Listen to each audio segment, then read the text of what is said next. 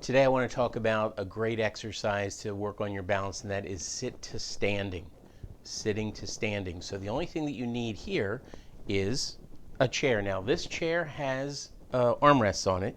You can use either a chair that has armrests or not have armrests. You're going to want to try to not to use the armrests if you can. This is what a sit to stand looks like. So you're sitting, and then you're going to stand, and then you're going to sit.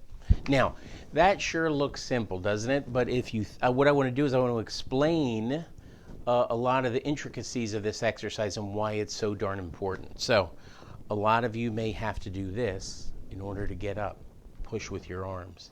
And eventually, we do not want you to do that. And as a matter of fact, what we want is we want you to be able to cross your arms and stand up that way.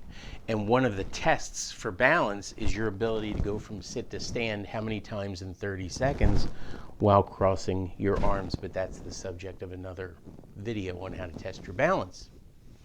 So you might say, hey, I can't get up from this position. Well, what I want you to do is I want you to take whatever you have handy. I'm using a blanket. And what you're going to do is you're going to raise that seat level. Now I'm sitting up taller, and you know what? Now it's easier to get up.